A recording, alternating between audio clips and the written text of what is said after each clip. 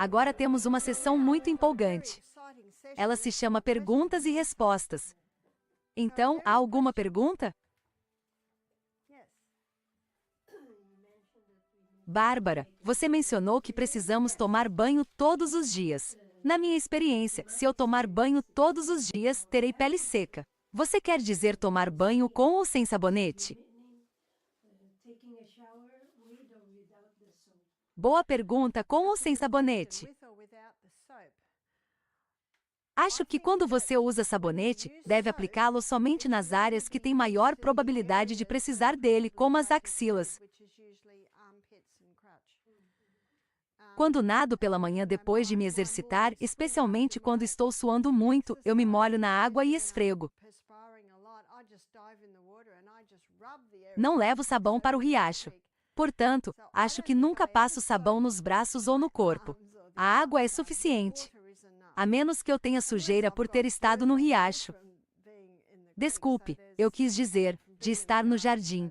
Portanto, sim, seria apropriado usar sabão externamente, mas se você ensaboar todo o corpo em cada banho, sua pele ficará muito seca. Portanto, ensaboe apenas as áreas mais necessárias. Bárbara, o sabonete também remove a vitamina D que é produzida quando você toma sol.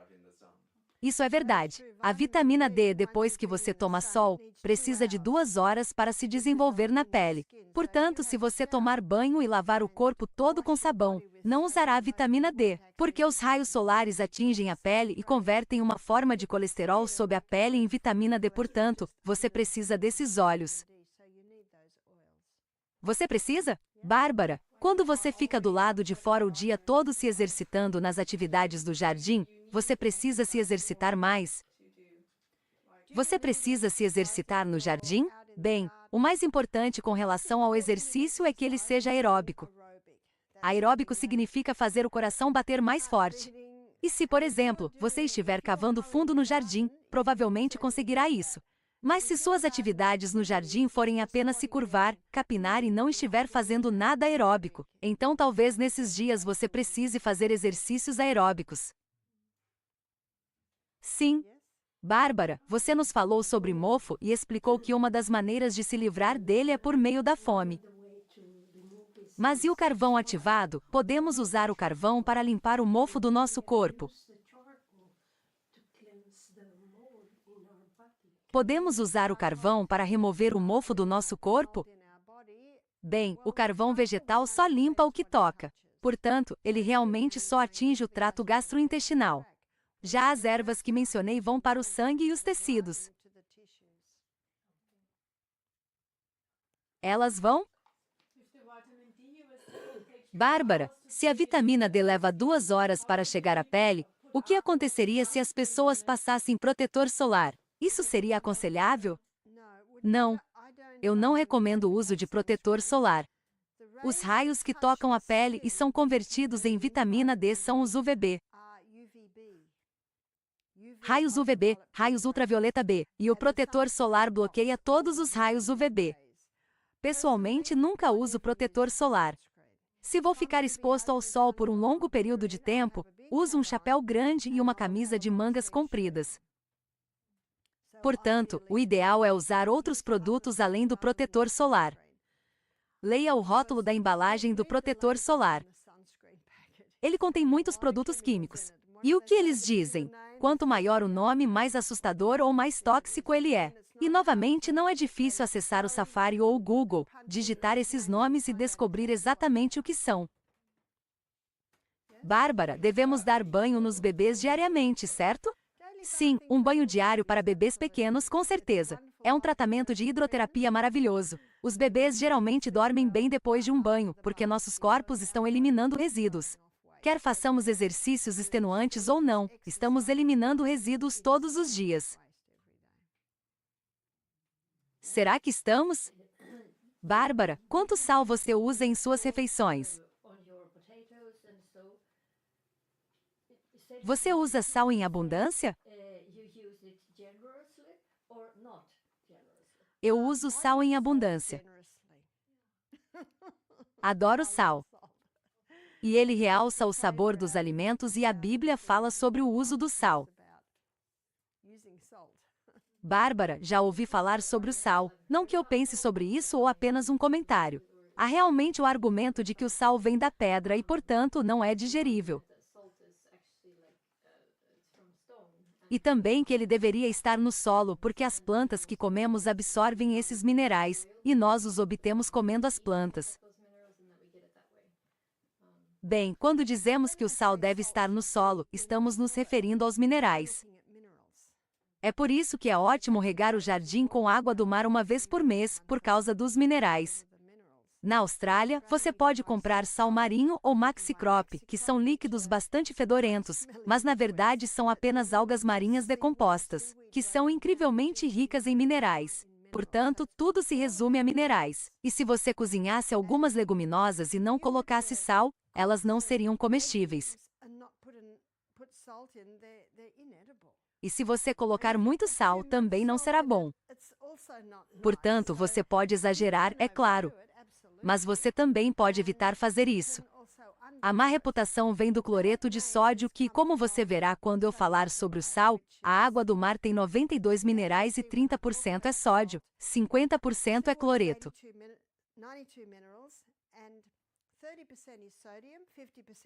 Esses são os primeiros cristais que se formam quando a água do mar evapora. Depois, eles são coletados e usados. Mas são minerais muito duros. Se você injetasse cloreto de sódio diretamente na corrente sanguínea, a pessoa morreria. E o cloreto de sódio é tão forte que mata as papilas gustativas. É por isso que as pessoas que consomem muito cloreto de sódio, você notou? Elas o polvilham em tudo. Elas nem mesmo sentem o gosto do alimento antes de colocá-lo. Isso se deve ao fato de que esses minerais duros e ásperos matam as papilas gustativas. Deus colocou o cloreto de sódio na natureza com todos os outros minerais e os tamponou. Eles tamponam a dureza do cloreto de sódio e, portanto, são muito digeríveis nessa forma equilibrada. Portanto, podemos comprá-lo como sal celta e como sal do Himalaia. Sim. Bárbara, posso fazer um comentário em relação ao que você apresentou ontem? Sim, claro que pode. Bárbara, vou apenas compartilhar uma experiência sobre medicina e o que fiz algumas vezes em nível pessoal. Recebi um comprimido para pressão alta por volta de 2010.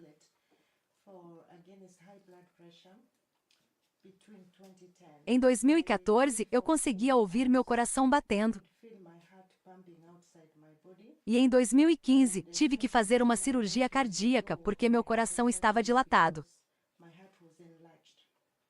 E o cardiologista sênior do Hospital Acadêmico de Uppsala, depois de perguntar sobre minha vida diária, me disse que esse medicamento foi o que causou o aumento do meu coração.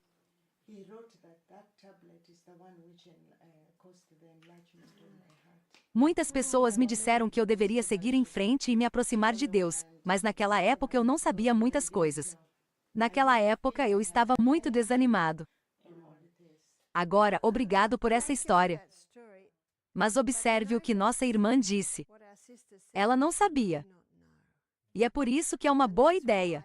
Seja qual for o conselho que lhe for dado, diga, obrigado pelo conselho. Vou pensar seriamente nisso.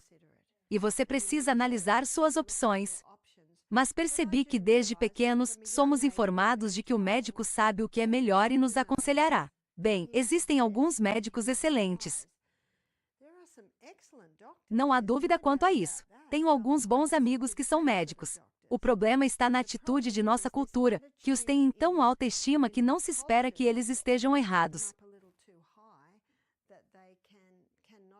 É como minha amiga, o irmão dela é químico e ele não usa drogas e é um químico. Ele diz, não, eu vejo o que eles fazem e sei o que eles fazem. É por isso que é importante investigar, reconhecendo que há um problema, e descobrir o que pode ser feito usando os poderes de cura do próprio corpo para realmente superar esse problema. Somos obra de Deus, foi assim que Deus nos criou. Descobri que meus maiores professores são as pessoas que ajudo, porque vejo histórias maravilhosas de cura. E à medida que vocês avançarem como missionários médicos, verão como suas histórias serão poderosas. E em Apocalipse 12, está escrito que eles venceram pelo sangue do Cordeiro e pela palavra do seu testemunho. Portanto, quanto mais vocês fizerem isso, mais histórias terão.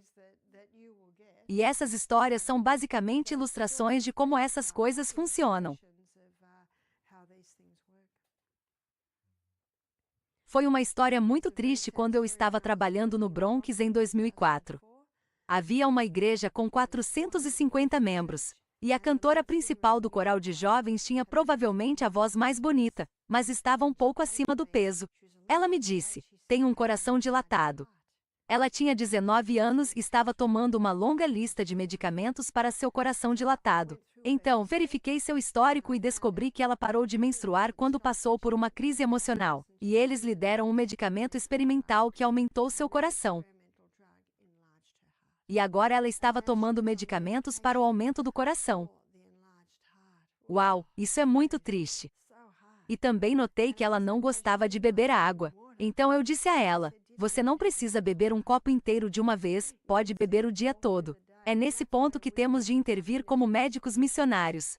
Se houver alguma resistência ao que você está explicando, descubra como eles podem implementá-lo de outra forma. Mas a parte mais triste dessa história é que 2 semanas depois ela foi encontrada morta. Ela tinha 19 anos e eles reconheceram que foi a medicação que a matou. Uma história muito triste, uma história muito triste. Mas são ilustrações para mostrar que há apenas uma maneira de o céu aprovar a cura.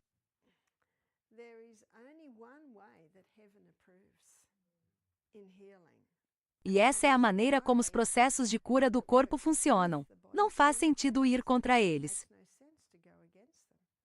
Portanto, lembre-se de Hebreus 10:35. Portanto, não percam a confiança, pois ela tem grande recompensa.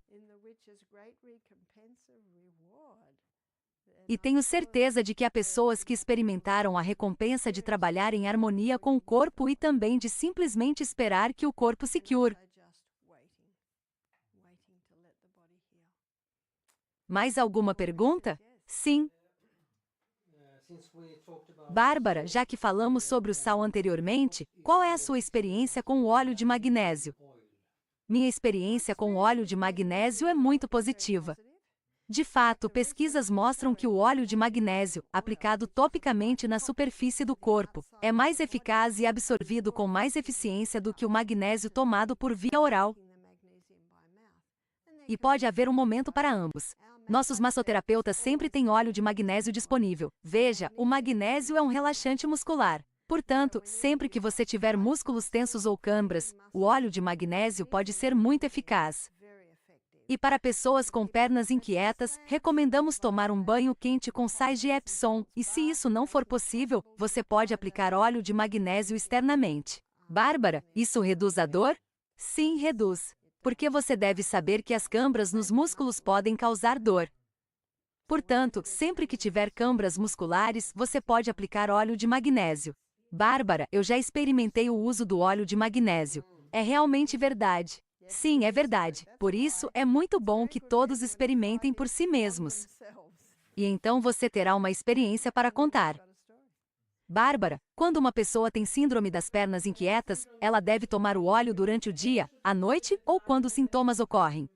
O ideal é tomar antes de ir para a cama, porque geralmente é quando a síndrome das pernas inquietas começa, portanto, logo antes de ir para a cama. Não se esqueça de aplicar sais de Epsom mornos, pois 2 coisas relaxam os músculos, calor úmido e magnésio. Dessa forma, você tem os 2. E ele foi a um seminário do Dr. Neil Nedley e ele sugeriu exercitar as pernas. Nós realmente precisamos exercitar as pernas. Os exercícios que trabalham especialmente as pernas são o rebote, o trampolim, o ciclismo estacionário e também a natação. Portanto, as pernas precisam se exercitar. Bárbara, quanto desse spray de óleo de magnésio você usa? Bem, acho que a quantidade com a qual você se sentir confortável. Obviamente, se você colocar muito, ele vai pingar por todo lugar, mas você pode esfregar e não pode exagerar. Bárbara, em todo o corpo ou apenas nas pernas? Não, só nas pernas. Sim, apenas na área que estiver sentindo. Bárbara, uma vez é suficiente e posso ir para a cama? Muitas vezes sim. Se alguém acordar à noite por causa do problema, pode aplicar novamente. Também já tive mulheres com dores menstruais em que sentiam cólicas estomacais, pessoas com diarreia ou dores musculares. Nesses casos, elas podem aplicar o produto no abdômen para relaxar as cólicas. Bárbara, e quanto às dores de crescimento? Bem, as dores de crescimento são um pouco diferentes. As dores de crescimento também podem ser causadas por um osso anão. Mas você certamente pode experimentar o óleo de magnésio para dores de crescimento. Bárbara, eu tinha a síndrome das pernas inquietas e pensei, bem, estou bebendo muita água. Talvez eu devesse tomar sal. E isso me ajudou. Sim, esse é um ponto muito bom. E a razão pela qual ele o ajudou com isso é que no sal celta há 3 magnésios. Há cloreto de magnésio, brometo de magnésio e sulfato de magnésio. Então é por isso. E as pessoas com síndrome das pernas inquietas podem absorver esses magnésios do sal antes mesmo de beber a água. Sim. Bárbara, quando você diz que a pele respira, quer dizer que ela absorve oxigênio como os pulmões. Não exatamente. Nem tanto. Mas há uma história muito triste de uma menina que foi pintada de dourado para uma peça e morreu. Eu estava lendo a história sobre como eles filmaram o filme de James Bond, Goldfinger. Aparentemente, eles tiveram que pintar a modelo de dourado para essa cena. E eu estava lendo que eles tiveram que pintar metade do corpo dela e fotografá-la, tirar a pintura, pintar a parte de trás do corpo e fotografá-la novamente. Um exemplo claro de que não se pode cobrir o corpo inteiro porque ele respira. Ele não respira tanto oxigênio quanto os pulmões, mas precisa dele. Precisa de ar. Bárbara, você diria que uma pele cheia de tatuagens por toda parte não consegue respirar? É um pouco difícil respirar nessas áreas, sim. Bárbara, e quanto à escovação a seco na pele? A escovação a seco da pele é muito eficaz porque a camada superior da pele está morta. Você tem várias camadas na pele, mas a camada superior está morta. Portanto, esfoliar a pele pode ajudar a remover essa camada morta. Em nossa sauna a vapor, os hóspedes desfrutam de 3 sessões quentes e 3 mergulhos nos riachos. E na sauna intermediária, temos um recipiente com cristais de sal de Epsom, e eles o esfregam na pele na segunda vez que recebem o vapor, por 3 motivos. Um deles é a esfoliação, que elimina a camada morta. O segundo é que, como o magnésio é uma molécula que consome muita água, ao colocá-lo na pele, ele retira mais transpiração. E o terceiro motivo é que, quando você transpira muito, perde um pouco de magnésio. Portanto, quando o aplicamos na pele, o corpo absorve parte desse magnésio. Assim, algumas pessoas que estão em jejum em casa e querem estimular o corpo a perder mais ou a eliminar mais resíduos, tomam um banho quente com sal de Epsom à noite e esse sal de Epsom certamente pode ajudar a eliminar resíduos. Sim. Bárbara, o magnésio também é uma recomendação para pessoas com fibromialgia? Pode ser. Certamente pode. Existem algumas teorias por trás da fibromialgia. Algumas teorias são o acúmulo de resíduos nos tecidos, algumas teorias são o crescimento de fungos nos tecidos.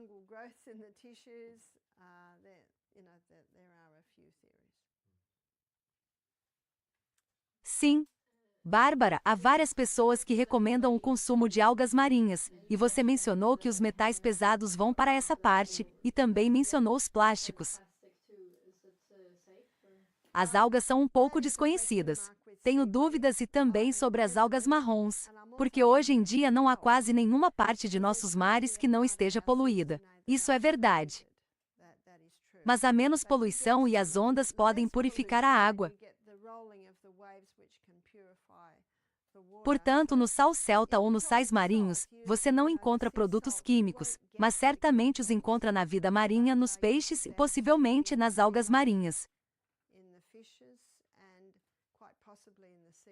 Portanto, acho que se você comprar algas marinhas, deve procurar algas orgânicas. Isso significa que elas foram colhidas em uma área razoavelmente segura e, com sorte, até testadas para ver se não contém produtos químicos. Mas a maior concentração de produtos químicos será encontrada na vida marinha. Portanto, acima de tudo, os caçadores de seu mar são as ostras, os caranguejos, as lagostas e os camarões. Eles certamente estão absorvendo isso. E você sabe que a Bíblia os considera impuros de qualquer forma e que não devemos comê-los. Bárbara, com relação ao mofo nos alimentos, é a mesma coisa para todos os alimentos, como é com o pão, como seria com uma cenoura, que às vezes fica com uma mancha preta, e devo jogar fora a cenoura inteira mesmo que o resto pareça bom. Sim, eu entendo que é difícil, especialmente quando você cultivou a abóbora e apenas uma pequena parte está mofada, mas o ideal é jogar tudo fora. Bárbara, qual pão é melhor? Bem, o pão de massa fermentada porque não tem mofo. No pão de massa fermentada, há uma combinação de leveduras selvagens e lactobacilos, e o que acontece é que o lactobacilo consome as leveduras selvagens. É por isso que o pão de massa fermentada é o melhor pão. Bárbara, então é ruim se ele ainda tiver um pouco de mofo. Sim, é melhor descartá-lo se houver algum vestígio. Bárbara, Ellen White também comentou sobre isso. Temos um ditado que diz: na dúvida, jogue fora. Descarte-o. É um bom adubo. É mesmo? Bárbara, você falou sobre mingau. Temos o hábito de cozinhar uma grande porção de feijão e guardá-la na geladeira. Então, cerca de 2 ou 3 vezes por semana, comemos feijão no café da manhã. Há alguma vantagem em fazer isso? Na verdade, não. Bárbara, e quanto aos brotos? Temos de ter muito cuidado com os brotos, pois eles podem mofar muito facilmente por estarem em um ambiente muito úmido. Tem um amigo que sempre coloca um pouco de prata coloidal na água com que lava os brotos. Um dia fui a um seminário e o apresentador tinha brotos que ele havia comprado em diferentes lojas, supermercados. Todos deram positivo para mofo. Você pode dizer, mas eu mesmo germinei. Bem, eles também podem gerar mofo se você os germinar em casa. Se estiverem germinando, você deve lavá-las 4 vezes ao dia. E se for no verão, o ideal é que os brotos fiquem na geladeira, pois a umidade quente pode causar mofo.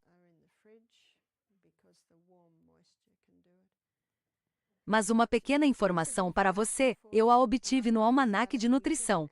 O Almanaque de Nutrição é o livro que informa o que há em cada alimento. Eles fazem uma nova edição a cada 4 ou 5 anos.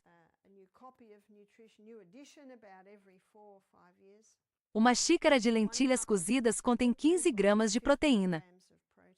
Uma xícara de brotos de lentilha contém 6,5 gramas de proteína. Portanto, quando você brota a leguminosa, você a coloca de volta em uma planta. Portanto, você está diminuindo os níveis de proteína. Porque já ouvi defensores dos alimentos crus dizerem: coma os brotos em vez dos cozidos, porque você terá mais proteína. Mas isso não é bem verdade. Você obterá mais minerais e algumas vitaminas a mais porque voltará a ser uma planta. Mas, no que diz respeito à proteína, você obtém mais proteína das leguminosas cozidas.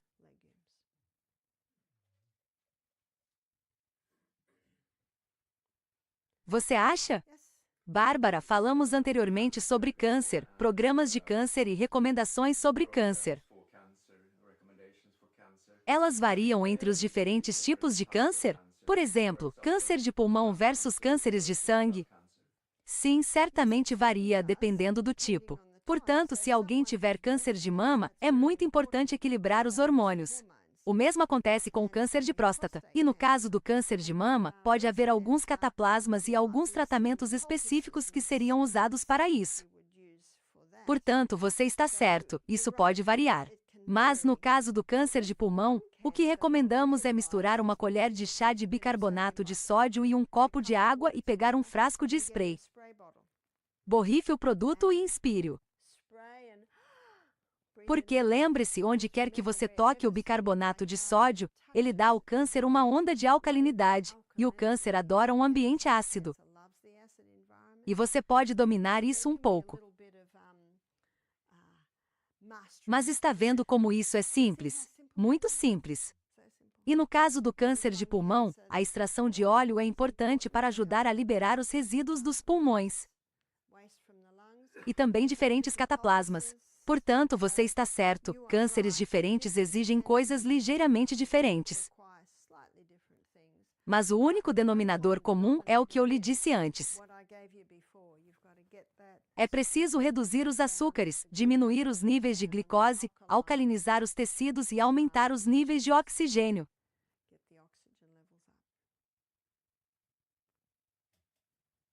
Sim. Bárbara, em que proporções devemos misturar o bicarbonato de sódio e a água? 1 colher de chá de bicarbonato de sódio para 1 xícara de água. Bárbara, você falou sobre uma bebida antibiótica. O que havia nela? Você disse isso muito rapidamente. Sim, falei rápido. Falei rápido porque vamos examinar mais detalhadamente quando examinarmos os outros. Vou anotar se alguém precisar hoje. Lembro-me deles o tempo todo porque sei que contém 6 ingredientes: gengibre e alho, limão e pimenta caiena, mel e 1 gotinha de óleo de eucalipto. Uma senhora me disse, Bárbara, mas no rótulo está escrito que você nunca deve tomar óleo de eucalipto. Eu disse, não recomendamos que você beba meia xícara. Sabe como é senso comum. Você só precisa de 1 gota. E você sabe por que eles dizem isso?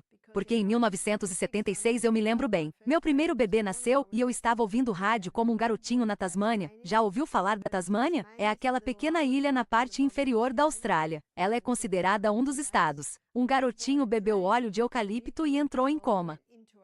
Depois proibiram o óleo de eucalipto. Quantas pessoas morrem por causa do álcool e ele não foi proibido? De qualquer forma, houve tanto alvoroço que eles acabaram legalizando o produto, mas todas as garrafas de óleo de eucalipto vêm com um aviso, não é para consumo humano, e vêm com tampas especiais que as crianças não podem abrir. E isso se deve ao caso daquela criança. Ele não morreu, mas entrou em coma. E o senso comum nos diz que não se deve beber isso.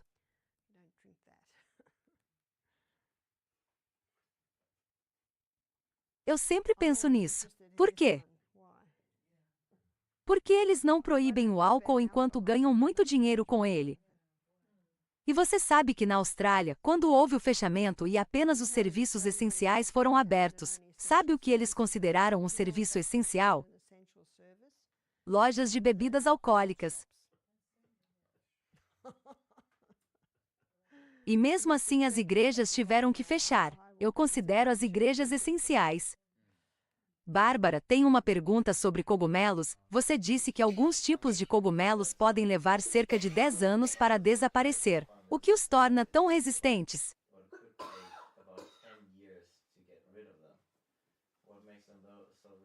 Bem, a razão pela qual ele permaneceria no corpo por 10 anos é porque está se alimentando bem. Muito depende disso. Então, quando as pessoas me perguntam, quanto tempo isso vai demorar? E eu digo, bem, depende. Tudo depende de quão crônica é a condição. Tudo depende de quanto tempo ela está presente. Tudo depende de quão diligente a pessoa é para fazer o que precisa ser feito para eliminá-la. Então, vou lhe contar uma história. E essa história é verídica porque uma filha minha conhecia a esposa de um homem que passou por isso. Aconteceu em Queensland, Nova Gales do Sul. Havia um silo, onde eles armazenam grãos, e o interior do silo estava branco, porque havia danos causados pela água. O que é esse branco? É mofo. Então, esses 3 homens foram instruídos a entrar e limpar as paredes do silo. Então, eles abriram a porta e olharam ao redor. 2 dos homens disseram, bem, vamos pegar uma roupa de proteção para isso. E o terceiro homem disse, ei, não precisamos de roupas de proteção. Ele pegou uma pá e começou a retirar o mofo que estava cobrindo a parede do silo. Em cerca de 10 ou 15 minutos, os outros 2 homens voltaram e pareciam estar prestes a viajar para Marte. Eles perceberam como aquilo poderia ser tóxico. Quando abriram a porta, seu amigo estava caído no chão. Eles correram até ele. Ele estava morto.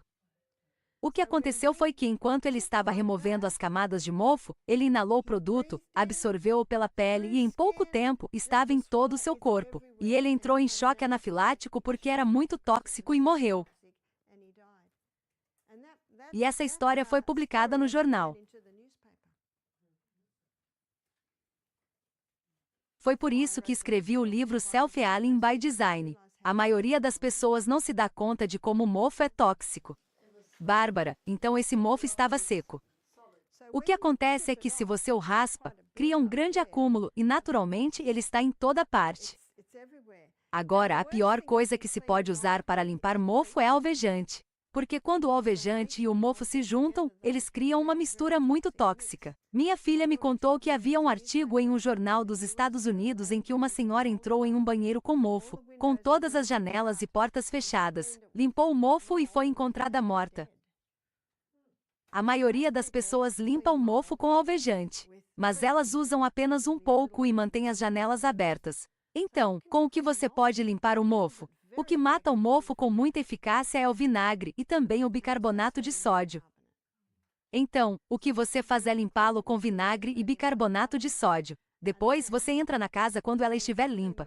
Mas se estiver ruim o suficiente, entre com uma máscara, lembre-se de que é muito tóxico. Borrife toda a área com vinagre e saia imediatamente. Mas se você pulverizar e imediatamente limpar, os esporos serão dispersos no ar e você ficará exposto a eles. Em seguida, limpe toda a área com um pano úmido com algumas gotas de óleo essencial de cravo, que é um antifúngico muito forte. Em seguida, ligue para o construtor ou para o encanador para descobrir por que ele estava lá, a menos que o local tenha ficado muito úmido e fechado por 6 meses, caso em que é óbvio por que ele está lá. Bárbara, vinagre e bicarbonato de sódio, você os usaria juntos? Eles não se neutralizam?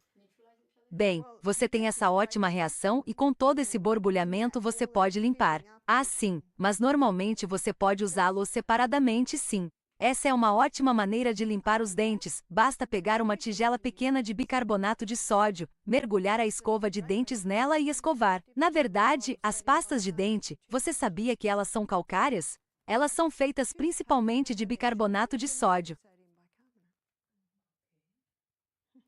E se você quiser um sabor melhor de menta, basta colocar uma gota de óleo de hortelã-pimenta. Sim, Bárbara, quando você tem candidíase, também não deve comer pão. Você pode comer o pão de massa fermentada, mas não o pão com fermento, pois o fermento o alimentará. Portanto, se alguém tiver um problema de levedura, todas as leveduras, levedura tradicional, levedura de cerveja, vegemite, levedura de padeiro, todas as leveduras devem ser eliminadas. O fermento de cerveja. Nunca use fermento de cerveja.